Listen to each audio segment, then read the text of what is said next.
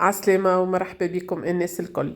اليوم باش نعملوا بعضنا سلطة مشوية على الطريقة الزمنية باش نخدموها كاين عليها مشوية على الكانون نتلقاوه نفس الطعم ونفس البنة. تبع معايا طريقة التحضير. بالنسبة للخضرة اللي باش نشويها عندي الفلفل، فلفل جويد متاع السويني متاع الصيف يجي بنين برشا السلطة متاعو. عندي الطماطم مكعب خديتهم أكا صغار. خديت البصل قشرته زيادة وحطيته معاهم.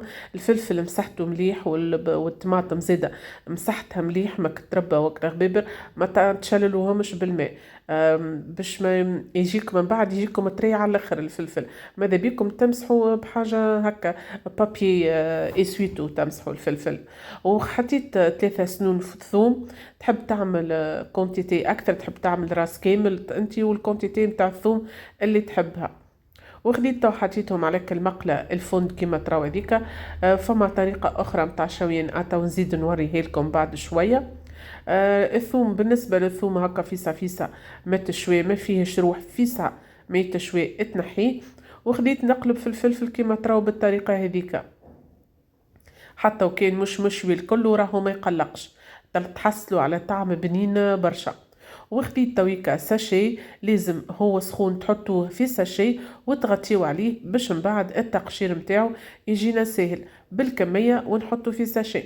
والطريقة هذه اللي كان الشبكة اللي نحطوها على الكانون الصغير نحطوا عليها البراد. تشوي عليهم إذا كان عندك كمية صغيرة معناتها متاع فلفل.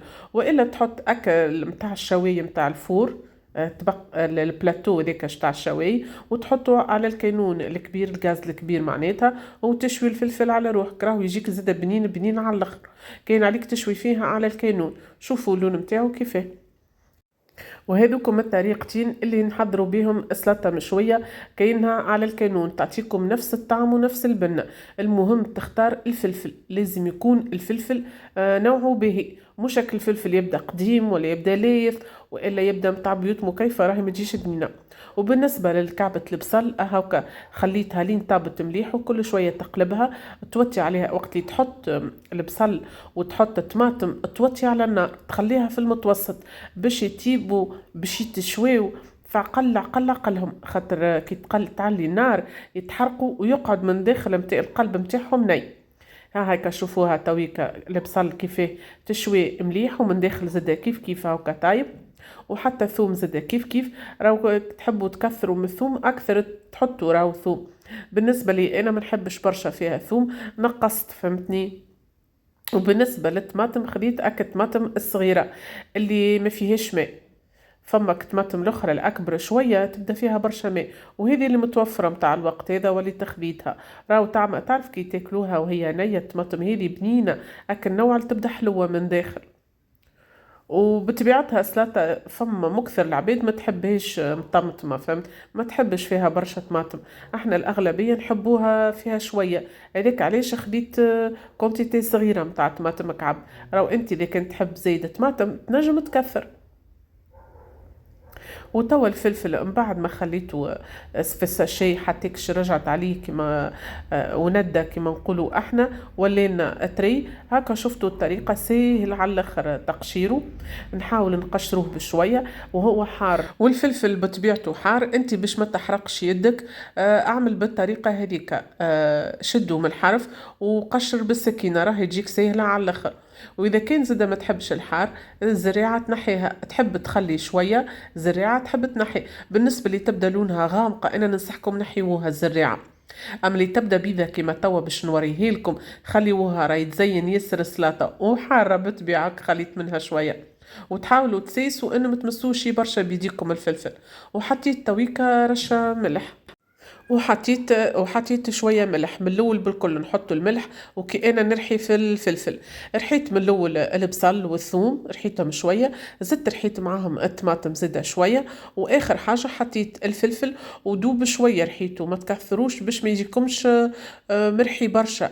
ماذا بيكم بالطريقه هذيك باش تقعد كاينها مهرسه بالمهريس السلطه تقعد لك هكا الطروف كبار.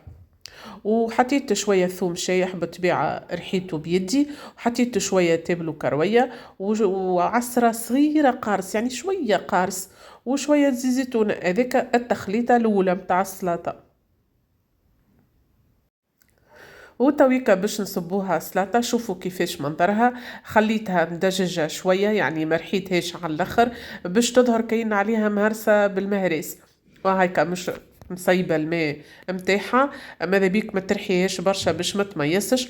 وناقصة طماطم، اذا كان انت تحب تزيد طماطم زيد. بنتها بصراحة سلطة مشوية انها تبدا فيها زريعة وتبدا ناقصة شوية طماطم، وتبدا كأنها في المهريس مهرسة، معناها تروف تروف مش مرحية برشا. وحسيلو كل واحد واختياره، وكل واحد المنظر والطعم اللي يحب عليه. وحطيت لها توا شوية زيت زيتونة بعد ما حطيتها في صحن التقديم. عملت عظم مسموط زينت بيها وكعبات زيتون.